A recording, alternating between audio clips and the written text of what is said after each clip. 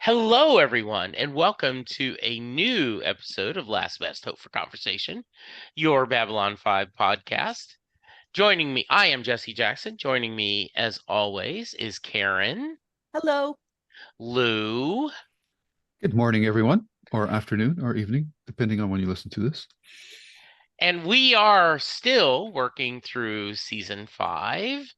We are at A View from the Gallery, which was the 4th episode of season 5, originally aired February 11th, 1998. This one was based on a story idea from Harlan Ellison, and so he actually gets the credits as story by J. Michael Straczynski and Harlan Ellison, written by J. Michael Straczynski, directed by Janet Greek.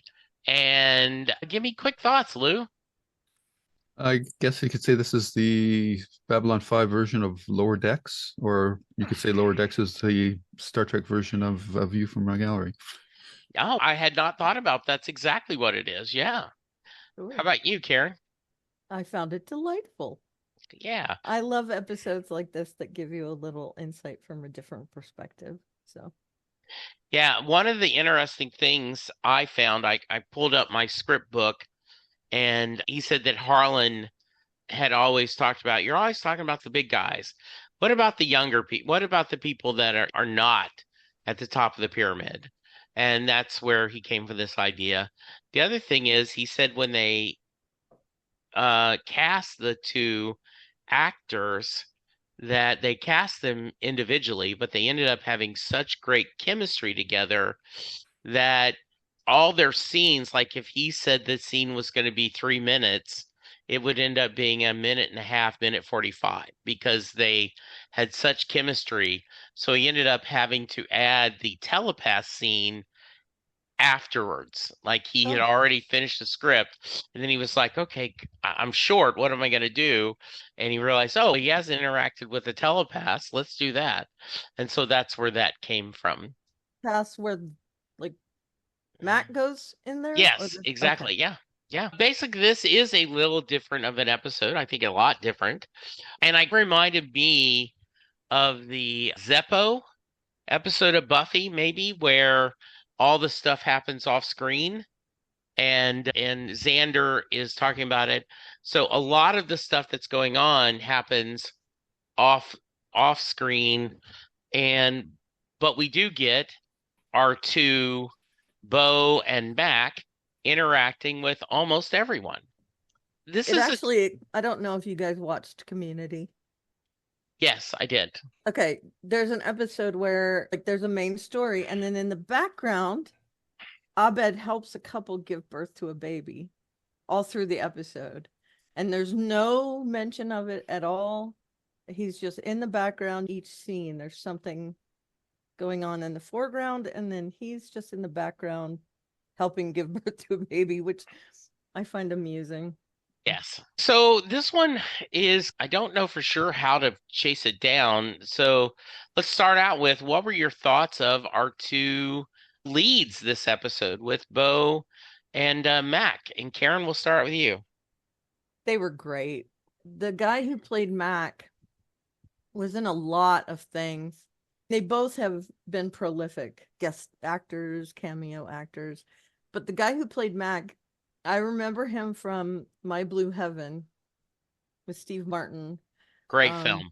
Yeah, and he was one of his associates in that movie, a mob associate. And that's his gig, is doing mob guys.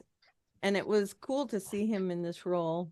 But I thought the two of them were great together. I loved that they were different, but they had this kind of rapport based on the things that they've done, their life experiences. They have a rapport, but they're both different in other ways. And I just really enjoyed their repartee. Yeah. And the way that each of them, when they had their solo scenes, interacted with crew. And it was just very cool. Good. How about you, Lou? Yeah, the dynamics between the two was interesting. They reminded me of Abbott and Costello, Yeah. especially because one's so tall and the other one's so small. I, this is what a TV series can do that a movie can't do is go behind, like Karen said, you can go flesh out the world a bit more. The only weird thing the only kind of thing I was thinking of though is, okay, these guys are like always in the background of everything in this episode, but you never see them in any other episode. Right. So that's always a bit of a disconnect for me.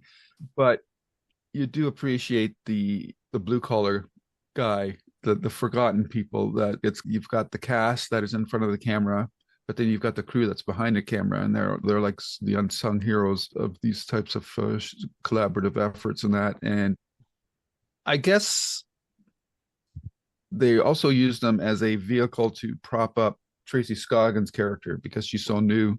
Lockley, yeah. That they were using these two characters as a device to prop her up, and we can talk about her a bit more later on. But yeah, they were. It was a weird episode because you're seeing it from their point of view, so you're wondering, okay, like what's the drive of the episode? Then it's just to see these characters, the main cast, from another point of view. So I appreciated the episode, but I can't really say that I was blown away by it either. It was, yeah, okay, that's interesting. So it was a nice side trip, but I wouldn't want it to be a regular thing. If you're going to do Monday Morning Quarterback, which is what we do, it would be nice if Carwin and maybe the doctor that we often see Franklin talking to, like it'd been that, or somebody else had there, because we have seen them in the background so often, to have them as story. Yeah, there's a lot of fun little things. For example, JMS talked about that when you have background people, background actors, they have to do something or else they just look odd. So he said in the Zocalo, there's people selling trinkets everywhere. And really, would there be that much stuff being sold? But okay, we got to have something. And he said the device that they're always sweeping with, no one knows what it's for. And they've all speculated, does it clean? Does it heal? Does it look for cracks? And he says, the reality is it's just there to make someone look busy. And he thought that was a kind of fun thing to bring up. And then the discussion of Spoo and them eating lunch, both were, I thought, really funny. Any thoughts about either one of those? Me or yeah, I thought Yeah. the thing with the handheld vacuum cleaner or whatever Yeah. that was funny. That was pretty good, and the Spoo thing was pretty good too. But yeah, they were nice little touches. Those were good character beats for those particular characters. Yeah. And I guess it was for the fans who probably picked up on these. I never really noticed those. Yeah, I didn't either. I guess it was like the JMS poking fun at them at the creative crew. So Yeah. Yeah. Karen? I agree. I really loved that scene. They're talking about something. The dudes know with the, to me, it looked like one of those metal detector. Yeah. It does. Yeah. And he's doing that the whole time. And then all of a sudden at the end, it was like that escalated quickly. Where he's, what am I doing? Yeah. I found that very amusing. The Spoo sounds gross. It does. Green. I don't know that I would pay anything for it. Yeah. Well, even though it's, what is it, 10 or 15 credits? I don't remember. Gross. Yeah. And I thought it was interesting to find out like what a race that we've seen that's established eats. Yeah. And we learn more about what people eat in the next episode, but I enjoyed those discussions that had to do with their daily lives. And then we have the other scenes with them interacting with the main story. I'm curious if, Karen, because you often talked about how much you loved Susan's hair that she put it. So any thought on Lockley's hairdo this episode? I did take note of it. It was very pretty, I thought. Yeah. Very nice. I like that she's carrying on that tradition. and upping her game a little bit. So what was funny is Tracy said, I think I'd be the type of my character would be someone who would just grab it and throw it in a ponytail Sure. because I don't want to worry about my hair. And Joe said, yeah, I think that's a good call. And then she ended up not liking the way her face looked, that it pulled back. And so she never did it again. But that was her thought behind that, is this is not someone that cares about that. So Right. I thought of you because you're always like Susan's braid always looks great. Mm-hmm. And they also have a little discussion about Ivanova leaving. Mm-hmm. And that was, I thought, a fun little kind of wink to the fans. Yes, I know there's a lot of discussion, but really it doesn't matter. She's gone. So I'll keep you, Karen. Any thoughts about that? I like that they put a mention of her in. We Yeah. hadn't forgotten about her. It was nice Hmm. because, as we have discussed, Yeah. it was a messed up situation. Yeah. So it was nice to hear that. Good. Any thoughts on that, Lou? Yeah, it was nice for the show to acknowledge Ivanova in that way. I appreciate it. That's the kind of character stuff that I really like to see in a show. I hate it when they just go on and pretend that the other person never existed or whatever. Yeah. Yeah, that was good. I also liked hearing them talk about them, like Matt going, that's why I like Sheridan. He's out there with us. I heard he was dead once. Yeah, no one's perfect, right? Mm-hmm. This back and Yeah. forth. And so I thought one of the nice scenes was with Sheridan and Delenn, right? And he grabs these guys, which is funny, the chain of command. I'll tell a quick story. I was a waiter at Howard Johnson's when I was in my senior in high school and the summer after I graduated. And I remember once that one of the executives, like a regional manager of Howard Johnson's, came to the restaurant and he ordered food and I didn't know what to do. And they said, just put the ticket down as normal, put the check down. And he just wrote on it his name and that was it, right? And I was like, he has nothing to do with this restaurant, the day-to-day operations. And wow, he could just write off a check that easy. So I feel like Sheridan going, what are you two doing? I don't care what else someone else is assigned you to do. I need you to escort my wife to a bod was funny. And they're like, okay, sure. And then I loved her debating them very kindly. And it felt very like Princess Bride-ish. If you do this, I see you nodding your head. Karen, any thoughts about that little segment? Yeah, that was great. I loved her twisted logic there. Obviously didn't work for real, but the fact that and I think they understood that it was not quite the best logic ever, but they said, okay, I get it. I don't know that I would do it either. So yeah, I'm taking my hands off of this. Yeah. And I liked their discussions of seeing them together and how much in love they were and all that. Those were great too. Yeah. Lou? Yeah, it was cute. It also shows maybe the blind spot in Sheridan that he doesn't even real. I don't even think he even remembers talking to those guys about asking them to or ordering them to take Delenn to the pod.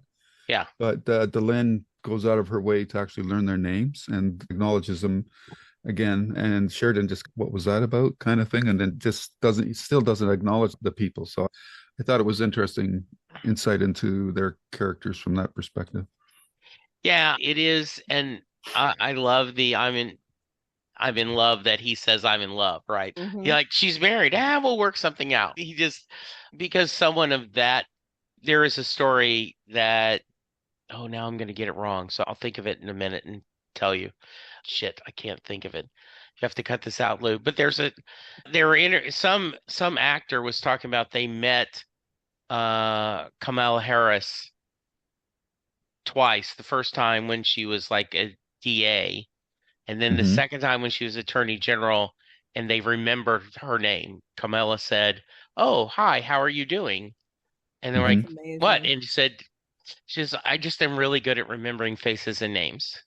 And yeah, and I'm sure nothing against John. John has a lot of other things on his mind, but it is cool when you have someone who feels that way and talks about them. We did get a nice little moment with continuing the talk about Abbott and Costello, Londo and Jakar has quickly Mm-hmm. become, and I realize how you feel about that, Lou, but I do like them being in the bomb shelter and Jakar's sharing how, yeah, because when you people were doing this feels like home to me because I was used to being in these bomb shelters. And Londo's, don't start singing, you'll frighten the children. So, any thoughts on their continued banter? Yeah, go ahead, Karen. Oh, yeah, I love them together.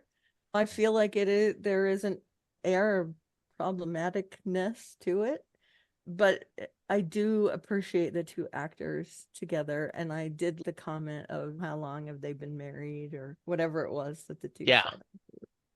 Yeah, they are starting to be like an old married couple, Yeah. which either Mm-hmm. works or doesn't work for you. And I know, Lou, you've had issues with that. I am moving on, but I'm okay with it.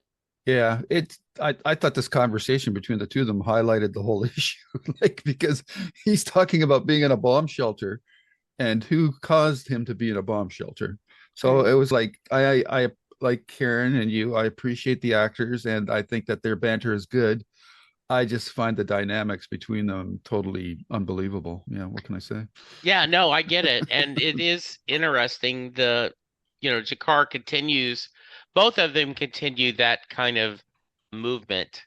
I did think it was interesting that Byron had or it was Bo Yeah. who had the feel of what it was like out there, and the discussion of watching the ships fight each other, and the blue light and the red light, and explaining the difference why, and how it to us it's just pretty special effects, but in real life it would be people dying. And I thought that was a really nice kind of thing to talk about it. I don't feel like it was overly hitting you over the head, but I thought it was well done. Any thoughts on that, Lou? Yeah, I think you covered it all. I Yeah, can't really add much more to it. I thought it was a nice touch. yeah, And it was just weird that they pulled that crate off the floor and they had a window on the floor. That was interesting, but whatever.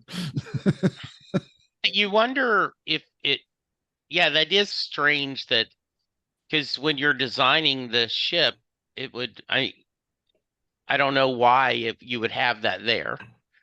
Yeah. Yeah. Yeah. Any Well, It's these thoughts? weird little things that take me out of scenes. Yeah, yeah, exactly. I always have some questions about the construction of Babylon 5. I've raised Yeah. them before. So that was like again a head tilt, but I've learned to hand wave those.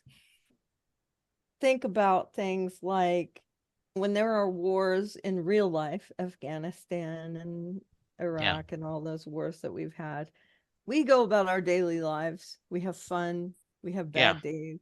But there are boys and girls fighting for us in those places, and their lives are on the line, and they live and they die, and we're separated from it.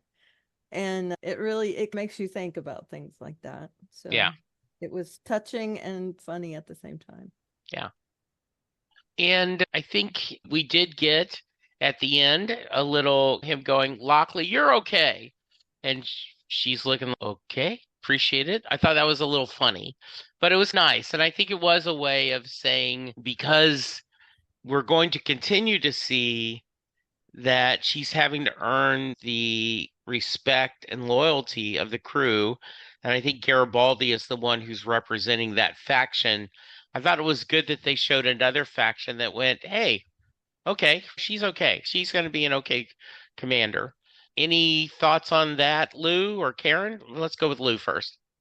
Yeah, I thought probably because she's the newest character in the show, I thought this episode benefited her the most because we Yeah, don't know a lot about her and we'll find out more about her in the next episode. Her, like, you have to go with the conceit of the episode because I thought, like, the two instances where I thought it was a little hokey was this one scene in the elevator with Garibaldi and Lockley. Like, they just walk in and they start arguing like that in front of other people in the elevator. Yeah. It's okay, I get the conceit of the episode, but they're talking about some pretty serious Yeah. stuff that they would normally go to the council chambers or wherever they do that conversation. So that was interesting from that perspective. But I did like the conversation between the two of them. It was a very Garibaldi scene. And I just wish that those two guys would have reacted to that conversation. They just went woo and just walked out of the elevator and didn't say anything. So that was, I thought, a bit of a wasted opportunity. Yeah. But yeah. Karen? Yeah, I agree. Those things do make me scratch my head. Why would they have those kind of conversations in front of people that it's above their pay grade? Yeah. But they were arguing. So part of me thinks they didn't think about it because They were just too mad. Heated. Yeah. Yeah. But there is that, it's happened before when they're not arguing, Right. when they're just talking, like in the Zocalo, they're sitting down and they're talking about stuff at the bar or whatever, where anybody can overhear them. It's been like an ongoing thing, but yeah, again, it's one of those hand wave things where the location doesn't really matter. It's the conversation that's important. Yeah, I did appreciate that conversation very much. Yeah, the other side from JMS, according to Lurker's Guide, this is him talking. Actually, she still wouldn't discuss it in public, talking about her chewing out Garibaldi. And he said, "What public? These are two station personnel who work for her, who are part of the military command structure, who've had the same loyalty oaths as she has. They didn't have the conversation in the Zucolo in front of civilians. It was a closed area with two other station personnel who are entrusted with a high enough security clearance that they work on the CNC firing consoles during heavy action in a situation where every second counts in getting things ready for the next wing of imminent attack. This is So a non-starter issue, on frankly." when they got on the elevator, they did a deep dive on who else was in there with them before they started arguing. I mean, I think it's a hand wave very much on his part. Yeah, yeah. and I agree that with Lou, that's the conceit of the issue. The episode is that they are our audience getting to peek in and seeing those things. Right. But yeah, it's good. We win the day. The guys go back to everything going. As I said, I think it's an entertaining episode, but I don't know if it's an episode that gives you a lot of depth to discuss. So it's exposition, a lot of yeah, exposition, filling us in on what's going on the ship. yeah, there was also some scenes with Franklin, yes, which I don't want to skip over. I think that Bo being there and confronting him was yeah, an interesting move as well. He's just making an offhand remark, and Franklin is interested in what he has to say. yeah. And then it's circling back around at the end where they're saying, we got to do all the cleanup. And then them watching him take note of all the dead personnel and saying, maybe not all the cleanup. But Yeah. that was touching. Yep. Yeah, it was. That was the best moment in the episode. Yeah. Yeah, and I was gonna check, and then how are you feeling about Franklin? Again, I really like him. Last season and this season, he's really become more endearing to me. And I just think they're writing him better. Yeah. He's not doing as many things that would be out of character for a doctor. Yeah. Lou? I think he's been given less to do, so therefore the opportunities for him to irritate are less. Okay. He's basically really stuck in sick bay for most of the last season and a half, so he hasn't really had any opportunities to mess things up in any particular way outside of his profession. So I can't really say that my opinion of him has changed as a character. And I still find him a little abrupt with his staff. Like, it's weird that he never has anybody to talk to in that whole department. Yeah. Everybody else has got somebody to bounce off of, but he really doesn't. And I think that's probably the biggest impediment to that character, is that his moments of when we're trying to get inside his head are usually him just losing his cool or whatever. He doesn't ever really talks through things with anybody. I think that's a handicap his character has that the other ones doesn't. And Yeah, I do think that if I was doing this differently, and there is still the hope that someone is going to let JMS do a Babylon 5 reboot, is I would have a couple people in sick bay in the medical that you could have his version of an aide. Yeah, that he would have his assistant and someone to talk to, I Yeah. think would be well done. Yeah, Yeah. good. Any other thoughts before we move forward? So you would like maybe like a Nurse Chapel Yeah, Kind of thing, yeah. or yeah, Or something. Yeah. Dr. Mabenga or something. Yeah. yeah, Sure, sure. Yeah. Yeah, I yeah, think I started to like Franklin when he had like the Mars mission and all that with Marcus. I think yeah. that's when the tide turned for me. I'm appreciating even the little bits we get, I think are done better. Okay, good. But I agree with you. I would love to see him have someone that he could talk to in sickbay. Yeah, no, I agree. Good. All right. Any other thoughts? And I also would like to note that seeing Bo notice that the pilot that he had jumped into was one of the dead pilots was again another little Yeah. zing. Yeah, I was really happy, not happy but yeah, I thought that was well done to show the what could be the cost of doing this war, right? Yeah, I agree. Well done. Good. Yeah, Okay. I just wanted to note the amount of damage this the Babylon 5 took was pretty severe. And this is an observation that, Jesse, I don't know how you're going to take it, but I'm just going to say it is that the smaller guy reminded Yeah. me of you. Oh, okay.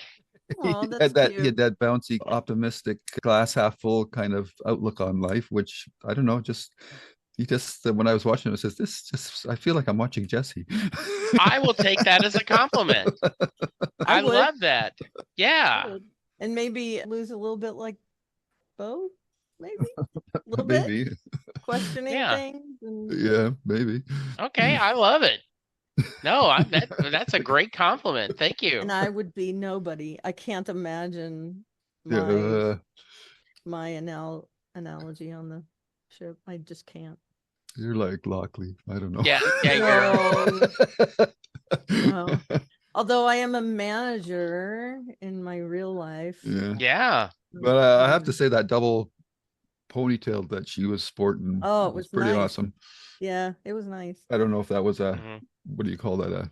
An attachment or an extension. Yeah. I think But it's her real hair. She had really long hair. yeah. It's something that I would love to do, but a peek behind the curtain, I have really curly hair in real life.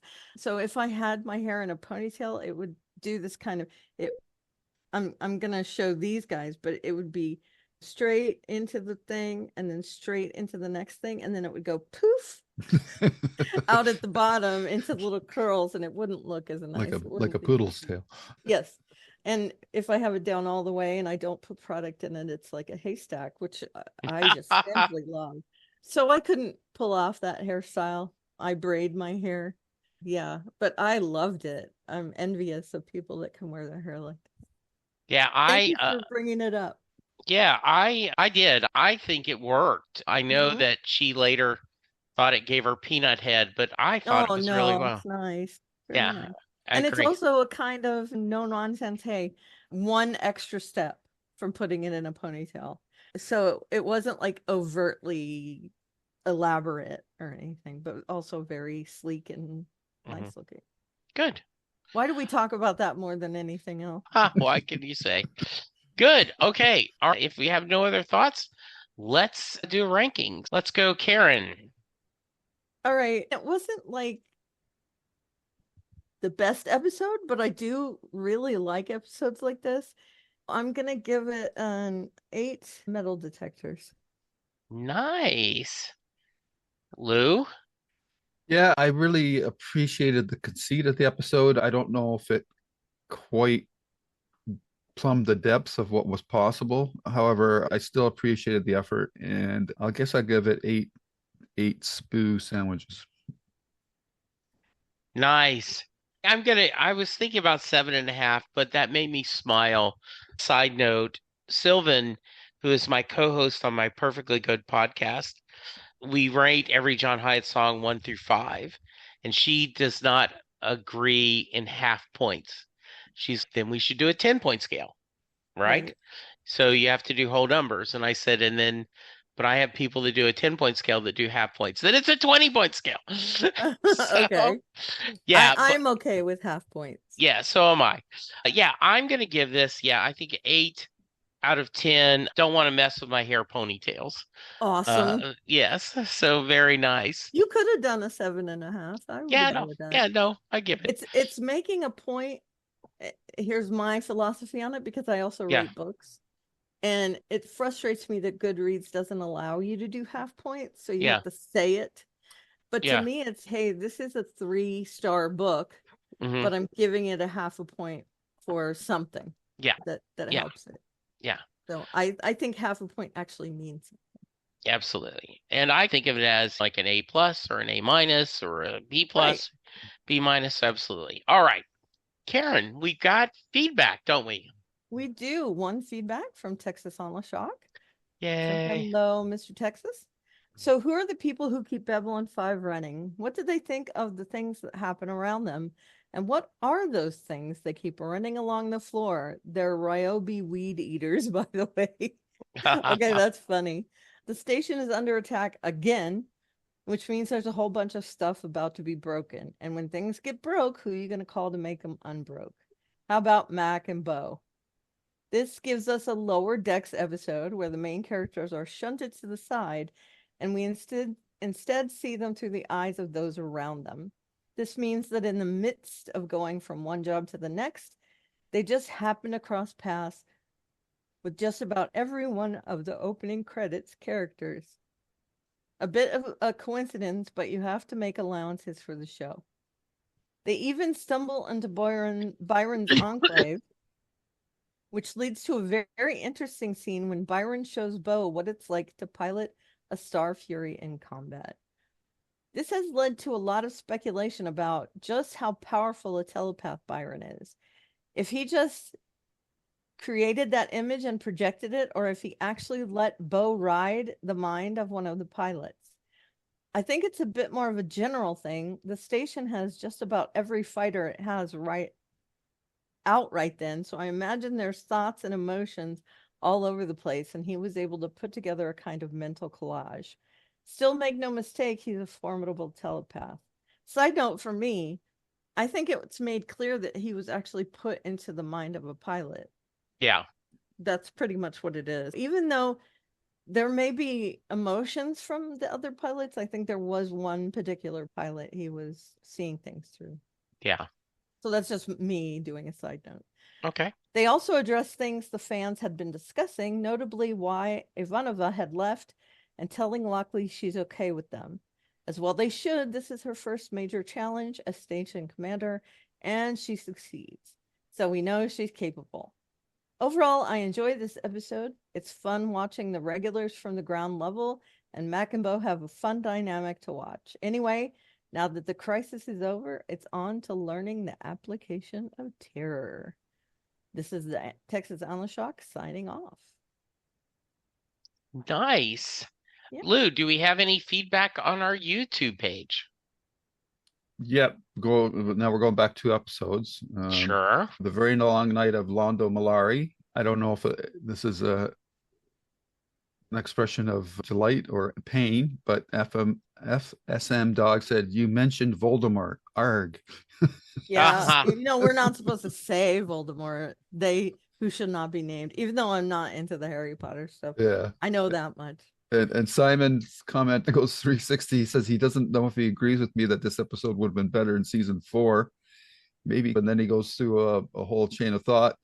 And then at the end, he says, I think I've talked my way around. Yes, Lou, I do agree. I love that. So that's great.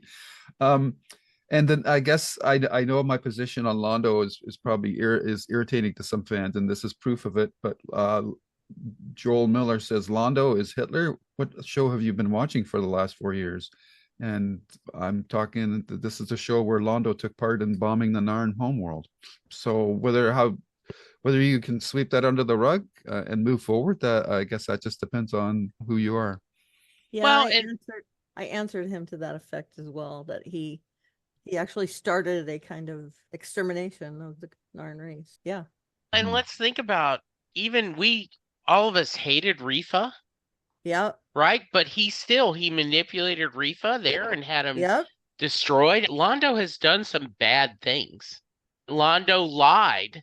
The Emperor said he wanted peace, and Londo lied. His last words, and Londo he said, "Go fight." So he manipulated. So yeah, Yeah, I and have. I Go think ahead. part of him later on, he sees that Rifa is becoming a monster and he doesn't want a part of it, but he has already started the Yeah, gears of war in motion. He's the instigator of all that. yeah, Yeah, to me, I think there is a clear connection between the real life counterpart and him. And I'm not saying he is Hitler. I'm just making a yeah, connection to the things he's done. So, yeah. And I think the issue could be, right, is that we'll have to, you either buy the redemption arc or you don't. But I do believe it's very clear that Londo was has done some horrible things. And I go back to my story about the actor playing Mount in Harry Potter we talked about, right? That Mhm. this actor was so likable that they wanted to believe that this guy was redeemable when actually, if you look at the page in the books, no, he was horrible. So good. right. Other feedback, Lou? I like That's that it actor for that too. Okay, one. great. And then Paragon of Animals, Simon Giles says, I agree this is one of Pat Tellman's better performances for being understated. I've always interpreted her response to the Ranger's death not as muting her feelings, but more the thousand-yard stare that you get from an overwhelming experience. And then Texas puts a timestamp on a 4715, says, to place before mankind the common sense of the subject in terms so plain and firm as to command their assent. And I guess that's part of That's the quote for the yeah, commission that here. 1776. That's a yep, line that's from from 76. 1776 Oh, okay. of As I why they did mentioned a that. Declaration of Independence. Such a Okay. great movie. I cannot recommend it enough. It's so good. Mhm. Good. And Any- that's it. Okay, great. All right. If someone wants to leave us feedback, how can they, Lou? They can go to obviously our YouTube channel where they'll find the Babylon 5 podcast, as well as my other podcasts that I do, or that we do, I should say, sorry, our JKL Media podcasts, where we do one offs of limited run series or documentaries or books or music, comic, whatever is capturing our attention at the time. Upcoming episodes will include reviews of Stagecoach and 12 Angry Men. And as well, I have my writers' interviews and podcast and the Stephen King podcast. And you can find me on Twitter or X at Lou W. Sitzma, Sytsma. Awesome. And Karen? You can email us at jklb5podcast@gmail.com. And I am at Aliveria on various social media sites. I just got back into playing Warcraft, so I'm actually playing Aliveria there at the moment. So you can find me there. And then I have a blog, which is alliestuff.com. And I am at Jesse Jackson, DFW, on Twitter. And I am active on Facebook, doing a lot of political talk lately. And so that are making some people frustrated with me, but that's okay.